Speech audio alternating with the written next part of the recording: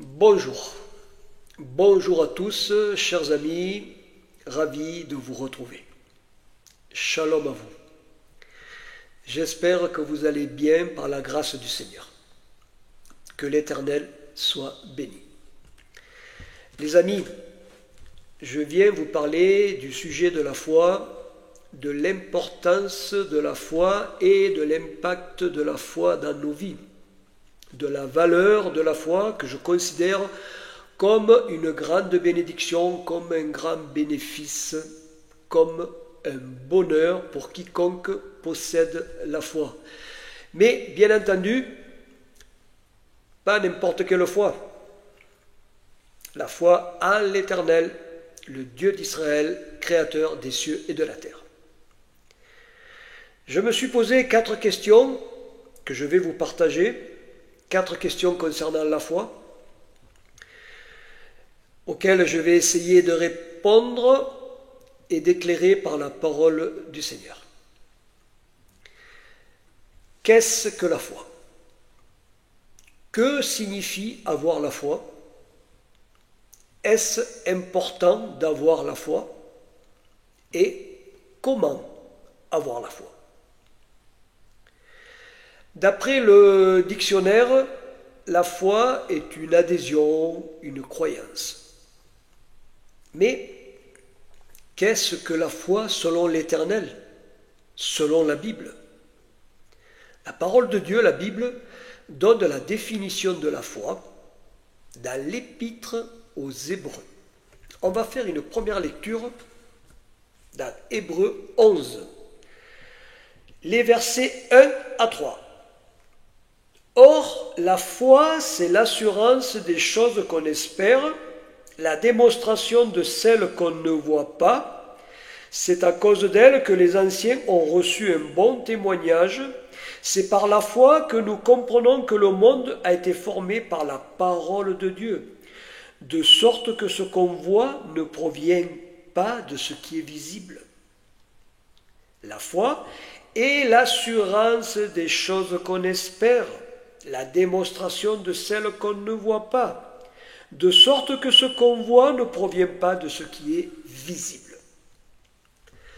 La foi est donc la conviction que ce monde visible vient de ce qui est invisible à nos yeux, ou, pour le dire autrement, par la foi, on comprend que le monde visible tient son origine de celui qui est invisible à nos yeux, c'est-à-dire du Créateur, du Tout-Puissant, invisible à nos yeux charnels, invisible à notre vue, mais qui est rendu visible par la vue de la foi qui démontre l'évidence de la réalité et de l'existence de l'Éternel. C'est par la foi qu'il est possible de croire en l'existence de l'Éternel et de s'approcher de lui. Mais sans la foi, cela est difficile, voire impossible. Toujours dans Hébreux 11, verset 6. Or, sans la foi, il est impossible de lui plaire. Celui qui s'approche de Dieu doit croire qu'il existe et qu'il récompense ceux qui le cherchent. Le Seigneur récompense la foi. L'Éternel est le rémunérateur de ceux qui le cherchent par la foi. Car l'Éternel attache beaucoup d'importance à la foi et au courage de ceux qui s'approchent de lui. Parce que le Seigneur connaît la valeur de la foi, car la foi vient de lui. Il faut du courage pour s'approcher de Dieu. Le courage vient de la foi, de la confiance que l'on place dans l'Éternel. Le courage de la foi permet d'être vrai avec soi-même, vrai avec autrui et vrai avec l'Éternel. La foi nous conduit à nous ouvrir, à s'ouvrir à l'Éternel, à avoir confiance en lui, à se réfugier en lui et à se réjouir dans le Seigneur. Dans le psaume 5,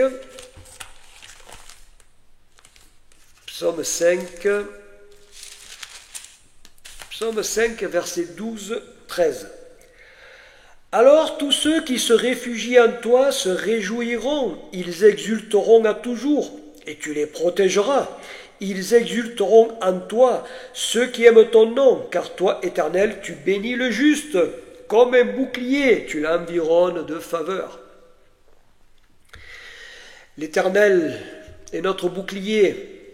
Il est le bouclier de notre foi. La foi est un bouclier protecteur.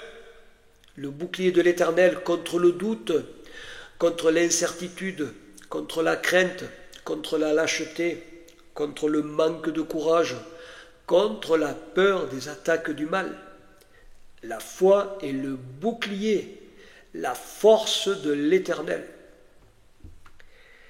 Dans le psaume 18,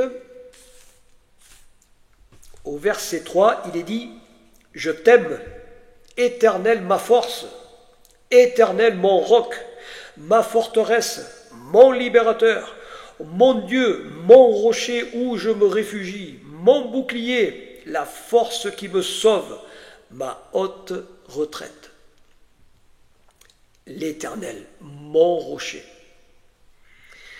mon refuge, la force qui me sauve, mon rempart. La foi est comme un rempart, solide, stable, durable. En hébreu, la foi se dit émouna, ce qui signifie fermeté, solidité, stabilité, sécurité. Émouna a pour racine le mot amen, le amen qui termine une prière. Le mot amen est un mot hébreu qui est intraduisible dans nos langues. On l'a traduit généralement par « ainsi soit-il ». Mais cette traduction n'est pas correcte parce que le « ainsi soit-il » exprime plutôt un souhait, un vœu, alors que le mot « amen » signifie la solidité, la stabilité, la fiabilité, la certitude, la fidélité, la fermeté, la sécurité. En hébreu, le mot vérité se dit émet. Émet commence par les mêmes lettres que amen. Émet et amen ont la même racine. Émet et amen vont ensemble.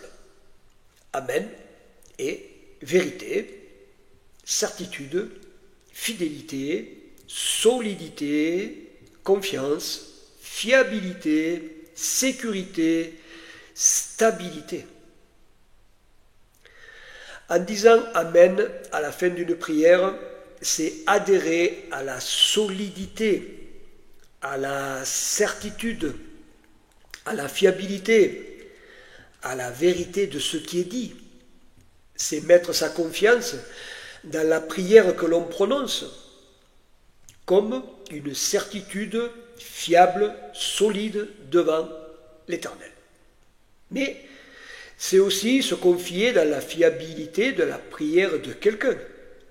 Cependant, il faut faire attention car on ne peut pas dire amen à n'importe quoi et à n'importe qui selon qui fait la prière. On ne peut pas s'associer dans la prière avec tout le monde. On ne peut pas dire amen à quelque chose ou à quelqu'un que l'on ne comprend pas et qui plus est ne se tient pas dans la parole du Seigneur Dieu d'Israël. Je prends par exemple un chrétien et un musulman qui voudraient prier ensemble. Le chrétien prie au nom de Jésus-Christ et le musulman prie au nom de Mahomet. Cela est impossible. Impossible pour un chrétien et un musulman de prier ensemble. Impossible de prier le Dieu d'Israël et Allah de l'islam. Cela est incompatible. Il en est de même concernant les catholiques qui prient la Vierge et tous les saints de l'Église catholique. On ne peut pas s'associer à la prière, au culte des idoles et des statues, comme on ne peut pas s'associer en prière avec d'autres religions qui sont idolâtres également et qui ne sont pas avec l'Éternel, le Dieu d'Israël. On ne peut pas dire Amen à n'importe qui et à n'importe quoi. Le mot Amen est très important. La valeur numérique du mot Amen équivaut à la somme des deux noms de l'Éternel, qui sont le tétragramme, Yod et Vav et Adonai.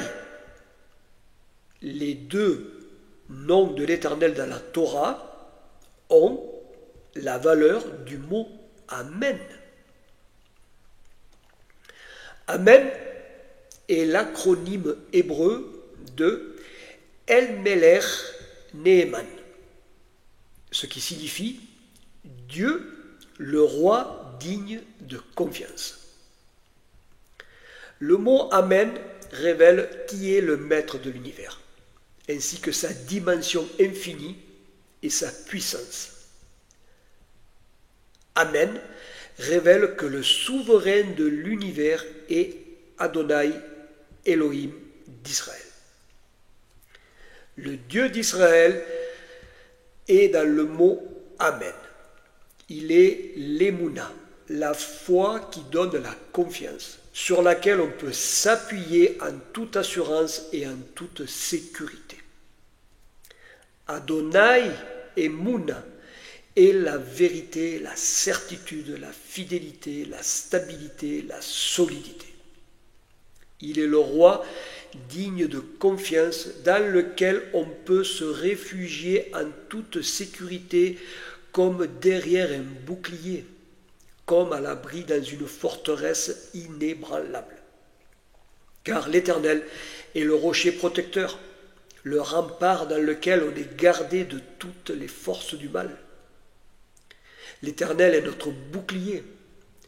Le Saint d'Israël est notre roi digne de confiance. Il est l'Amen que nous prononçons dans nos prières, la certitude que l'Éternel nous a entendus. Le Seigneur Jésus, le Seigneur Yeshua, quand il était sur terre, il commençait ses dialogues, ses discours en utilisant le mot Amen pour signifier l'importance de ses paroles. Il disait « Amen, Amen, je vous le dis ». Ce que les évangiles rapportent par « En vérité, je vous le dis ». Le Seigneur Yeshua, en disant « Amen, Amen », engage la certitude de ses paroles. Il engage la vérité de ce qu'il dit. Il engage la solidité, la stabilité de ses propos. Il engage l'assurance que nous pouvons mettre dans sa parole. En disant « Amen, Amen », le Seigneur rend digne de confiance son enseignement. Sa parole est digne de foi, car c'est la parole du roi en qui on peut placer notre confiance sans aucune crainte de quoi que ce soit. Parce que sa parole est la vérité, sa parole est fidèle, sa parole est stable, sa parole est sûre, sa parole est fiable. Sa parole est une garantie à toute épreuve, solide comme un roc inébranlable. Sa parole est éternelle comme lui-même est éternel. Dans l'évangile de Jean, au chapitre 5 et au verset 24, Jésus dit « Amen, Amen, en vérité, je vous le dis. Celui qui écoute ma parole et qui croit à celui qui m'a envoyé, celui qui écoute ma parole et qui croit à celui qui m'a envoyé à la vie éternelle et ne vient pas en jugement, mais il est passé de la mort à la vie.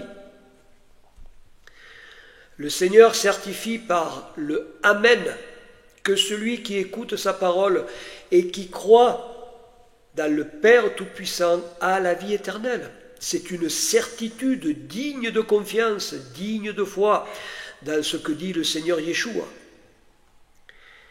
Et toujours dans l'évangile de Jean, au chapitre 8 et au verset 51, Jésus dit « En vérité, je vous le dis, si quelqu'un garde ma parole, il ne verra jamais la mort. » Bien sûr, le Seigneur parle de la mort éternelle, celle qui vient après le jugement dernier. La mort qui est l'état de feu, la seconde mort. Cela, vous l'avez dans le livre de l'Apocalypse, au chapitre 20, pour ceux qui veulent lire. Tant que le Seigneur Jésus, le Seigneur Yeshua, n'est pas revenu, la mort physique normale de tout humain continue. Mais, à son retour, les rachetés ne meurent plus. Les morts en Christ ressusciteront. Seuls ceux qui seront condamnés iront à l'étang de feu, qui est la seconde mort, la mort définitive de l'âme à tout jamais. En introduction, j'ai posé 4 questions. 4 questions sur la foi. Qu'est-ce que la foi? Première question, qu'est-ce que la foi? La foi est une ferme assurance dans l'existence de l'Éternel. Deuxième question, que signifie avoir la foi? La foi signifie une confiance inébranlable dans le Seigneur. Troisième question, est-ce important d'avoir la foi? Oui, c'est important, car la vie éternelle en dépend, car par la foi, on obtient le salut, la garantie de la vie éternelle, par la confiance mise dans la parole du Seigneur et dans le nom du Seigneur qui sauve ceux qui mettent leur foi en lui et qui viennent vers lui, dans une attitude de sincère et dans l'obéissance, une attitude sincère de repentance et dans l'obéissance à sa parole qui est la vérité. La foi est importante pour la vie, car la foi donne du sens à la vie. La foi donne de l'espérance. La foi relie au Seigneur. La foi est source de bonheur.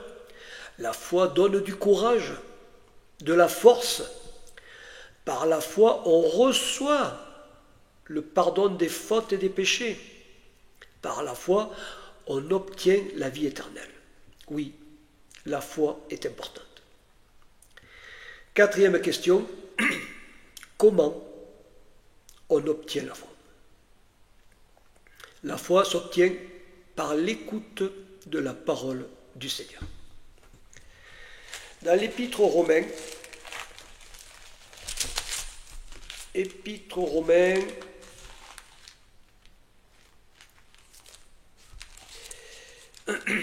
permettez-moi s'il vous plaît,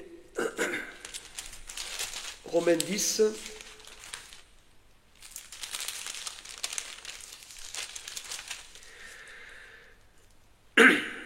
Romains 10, versets 14 à 17.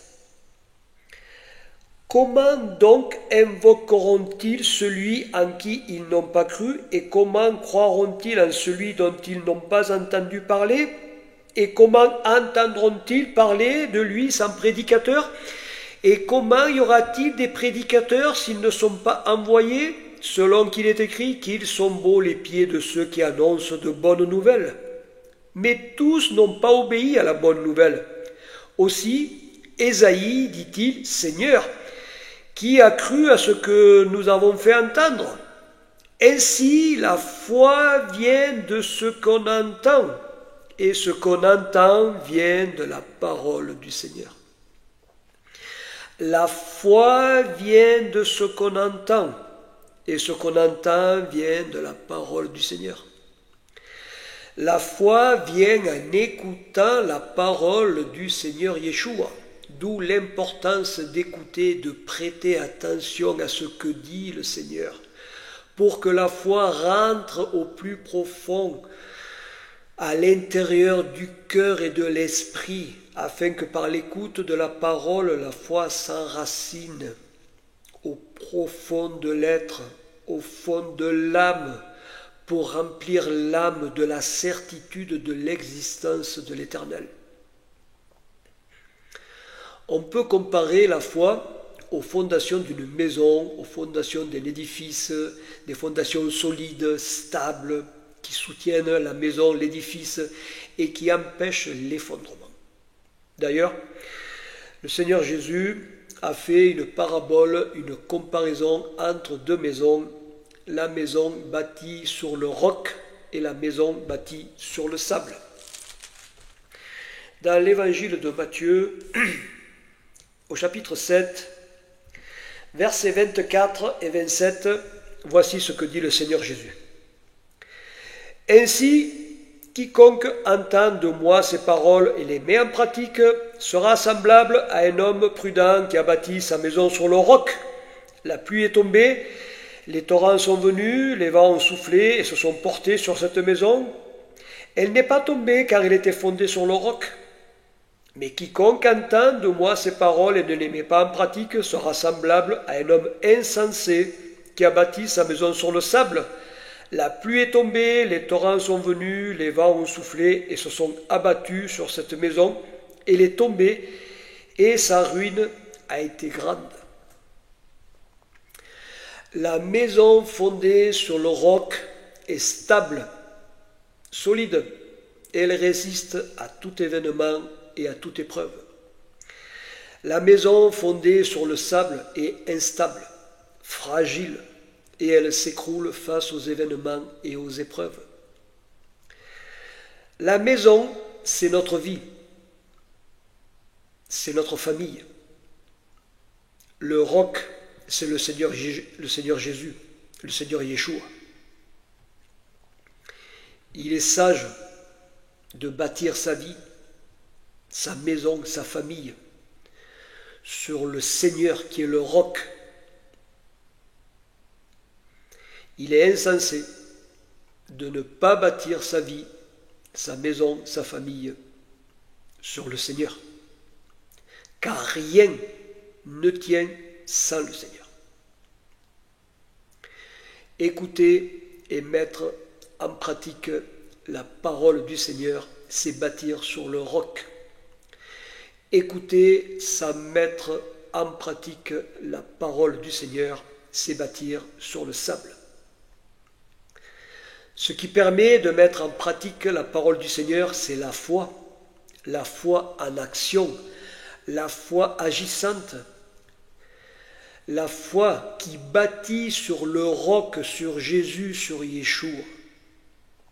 La vie qui est fondée sur la foi dans le Seigneur résiste à toutes les épreuves, résiste à tous les événements, et elle n'est pas ballottée à tout vent de doctrine. La vie bâtie sur le Seigneur, sur le roc, reste stable, solide, par la foi dans la parole du Seigneur. L'importance de la foi en Jésus, en Yeshua.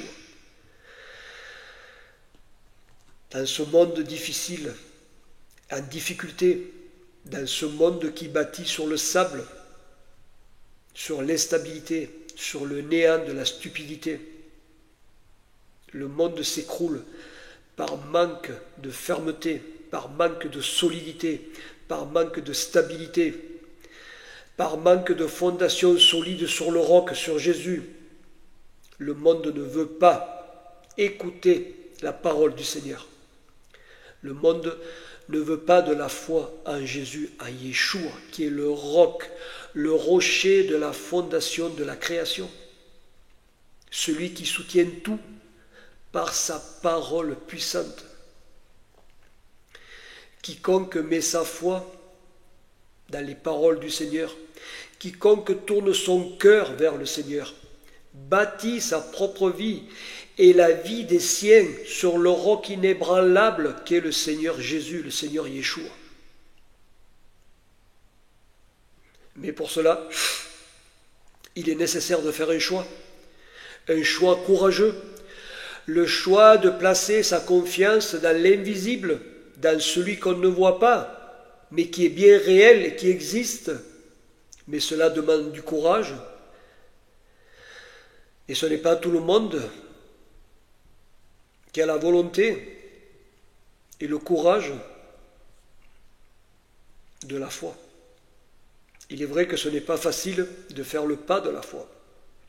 Ce n'est pas tout le monde qui le fait, car effectivement, cela demande de faire une action courageuse, parce que la foi est active, la foi se traduit par des actes, la foi est agissante, la foi est en mouvement, la foi est vivante. Si la foi n'est pas vivante, alors c'est une foi morte par manque d'action, par manque de mise en œuvre. C'est ce que dit l'apôtre Jacques dans son épître, au chapitre 2 et au verset 17. Il est dit, « Il en est ainsi de la foi. Si elle n'a pas d'œuvre, elle est morte en elle-même. » Et toujours dans l'épître de Jacques, au chapitre 2 et au verset 26, il est dit, « Comme le corps sans esprit est mort, de même la foi sans les œuvres est morte. » Pour que la foi soit active, elle doit être agissante, en mouvement. La vie est toujours en mouvement. Si la vie s'arrête, c'est la mort. Si l'univers ne tourne plus, c'est le chaos. Si Dieu arrête son activité, tout s'écroule, tout disparaît dans le néant, dans le vide. Tout l'univers est en mouvement perpétuel. Rien ne s'arrête et heureusement. Il en est de même pour la foi. Elle ne doit jamais s'arrêter. Elle doit toujours être en action, en mouvement. Tout est relié à la foi, à l'action de la foi. Quand l'Éternel a créé, il a créé par la foi lui-même, et dans la foi qu'il a mis dans sa création. L'Éternel a mis sa foi en nous. Il a mis sa confiance en nous. C'est pour cela qu'il a mis son esprit en nous et qu'il a donné son fils Yeshua en tant que sauveur de l'humanité. Parce qu'il avait foi dans ce qu'il faisait, il savait que beaucoup d'hommes et de femmes se tourneraient vers lui et vers Yeshua. Le Créateur des cieux et de la terre est le premier à avoir la foi. Il est à l'origine de la foi. Il est la foi. Et il nous a donné la parole, sa parole, la Bible, pour que l'on trouve la foi à l'écoute et à la lecture de sa parole. La Bible est le livre de la révélation de la foi, par lequel on accède justement à la foi, à la connaissance de la vérité, à la certitude de l'existence de l'Éternel. La certitude de l'existence de l'Éternel est un grand bienfait pour quiconque a foi en lui. Le contraire de la certitude est l'incertitude, qui se traduit par l'anxiété, par l'agitation, par le doute, par le scepticisme et par l'incrédulité. Dans l'Épître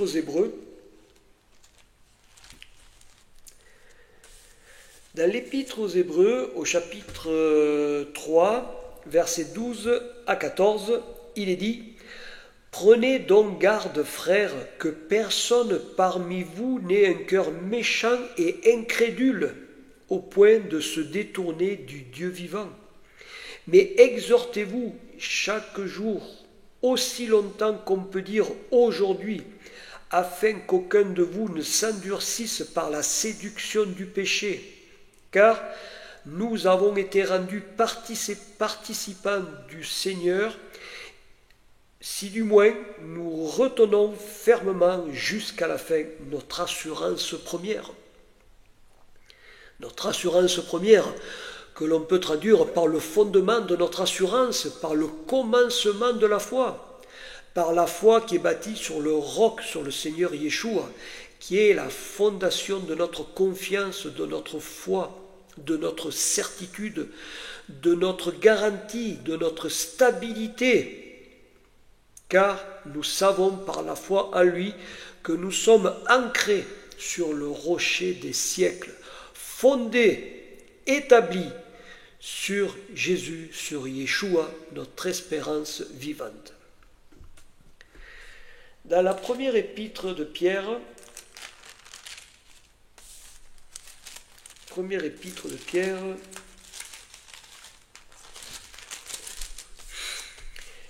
au chapitre 1, versets 3 à 9, il est dit « Béni soit le Dieu et Père de notre Seigneur Jésus-Christ, qui, selon sa grande miséricorde, nous a régénérés par la résurrection de Jésus-Christ d'entre les morts pour une espérance vivante, pour un héritage qui ne peut ni se corrompre, ni se souiller, ni se flétrir, et qui vous est réservé dans les cieux, à vous qui êtes gardés en la puissance de Dieu par la foi pour le salut prêt à être révélé dans les derniers temps.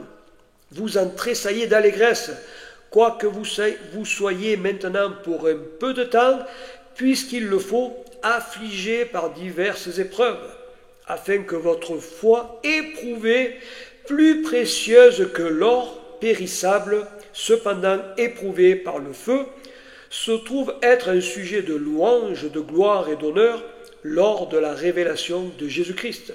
Vous l'aimez sans l'avoir vu, sans le voir encore, vous croyez en lui et vous tressaillez d'une allégresse indicible et glorieuse en remportant pour prix de votre foi le salut de vos âmes. Le prix de notre foi est le salut de nos âmes. L'Éternel récompense, l'Éternel est le rémunérateur de ceux qui le cherchent par la foi. C'est dommage qu'un grand nombre de personnes ne désirent pas chercher à connaître l'Éternel. Elles auraient tellement à y gagner, à s'approcher de la lumière. Mais beaucoup préfèrent rester dans un état d'incrédulité, sceptique à l'égard des choses de Dieu. Certains vivent sans foi ni loi, d'autres, dans leur incrédulité, sont instables, irascibles, irritables, contrariés, parfois violents, avec des troubles de la personnalité. Ces personnes ne se rendent pas compte, malheureusement, qu'elles sont les proies de l'esprit du mal, qui joue avec, comme un chat joue avec une souris. L'incrédulité, le manque de foi, le manque de tout. L'incrédule passe à côté de la vie. Quoique vivant, il manque l'essentiel. Il manque le ciel. Et en fin de compte, il a raté sa vie par manque de foi dans le Seigneur de la vie. Le sujet de la foi est à prendre en grande considération, parce que l'Éternel y attache une très grande importance, parce que sa grâce est conditionnée à la foi qui ouvre le salut avec les bénédictions qui sont en attente. Les bénédictions que le Seigneur a en réserve pour quiconque le veut, pour quiconque se met en action de marche pour aller par la foi vers le Seigneur. Le Seigneur n'attend que cela. Mais pour cela, il faut avoir le courage de faire le pas de la foi, que beaucoup hésitent à faire, mais combien il est précieux et salutaire le pas de la foi. Comme le dit le texte, la foi plus précieuse que l'or périssable. La foi est précieuse, salutaire. le pas de la foi est précieux et salutaire. L'importance de la foi, qui est la base de la croyance, la fondation de la certitude de l'existence de l'Éternel. La foi ouvre l'intelligence.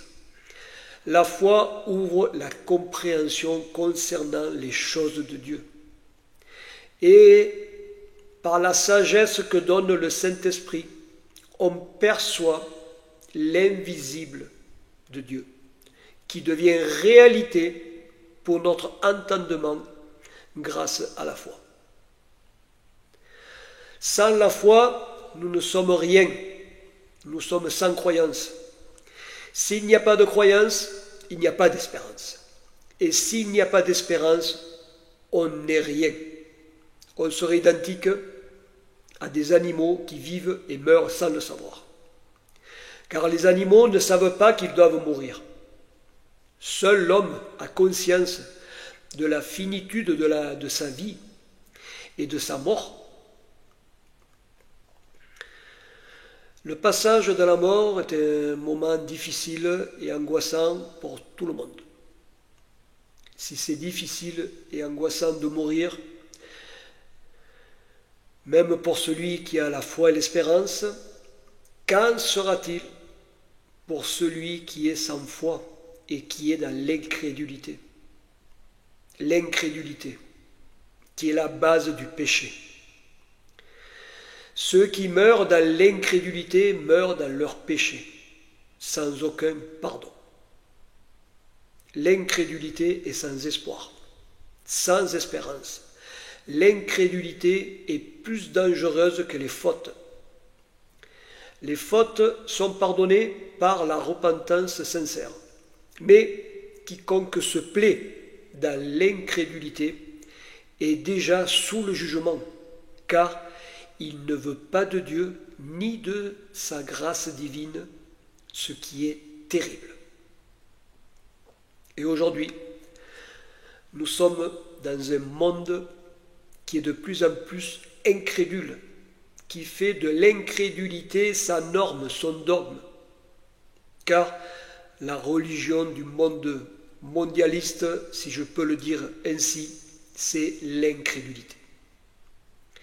Et il faut faire attention parce que l'incrédulité séduit et attire beaucoup de personnes qui se croient libres en étant incrédules par rapport à Dieu, alors qu'en réalité, elles sont prisonnières de leur incrédulité. C'est ce que dit l'apôtre Pierre dans la deuxième épître de Pierre, au chapitre 2 et au verset 19. Il est dit « Ils leur promettent la liberté, alors qu'ils sont eux-mêmes esclaves de la corruption, car chacun est l'esclave de ce qui a triomphé en lui. » Le monde est esclave de l'incrédulité. Le diable est derrière l'incrédulité. Lui et ses démons travaillent sans relâche à promouvoir l'incrédulité dans le monde. Le diable triomphe sur les personnes qui se laissent aller à l'incrédulité et qui ne veulent pas du Seigneur. Comprenez que c'est une absurdité, une stupidité, un non-sens que de ne pas vouloir croire dans le Seigneur éternel qui est le Créateur de la vie. Vous voyez combien la foi est fondamentale, comme l'attachement que le Seigneur a pour la foi, avec le désir qu'a l'Éternel de toucher les cœurs pour que le plus grand nombre se sauve par la foi, car l'Éternel fait tout pour sauver ceux qui veulent de lui par la foi. Mais pour ceux qui préfèrent l'incrédulité, le Seigneur les laisse à leur incrédulité, à leur délire, à leur aveuglement. Mais ce qu'ils ne savent pas, c'est qu'un jour, ils se présenteront devant l'Éternel et qu'ils auront à répondre de leur incrédulité face au Créateur. Et face au Créateur, ils seront moins fiers ce jour-là, devant la majesté divine, qui a le droit de vie et de mort sur leur âme que le Seigneur leur a donné et qu'ils ont négligé et bafoué sans aucun respect pour l'Éternel. Mais pour nous qui avons foi en lui et qui avons mis notre confiance dans le Seigneur, nous avons un refuge solide auprès de l'Éternel. Dans le psaume 71,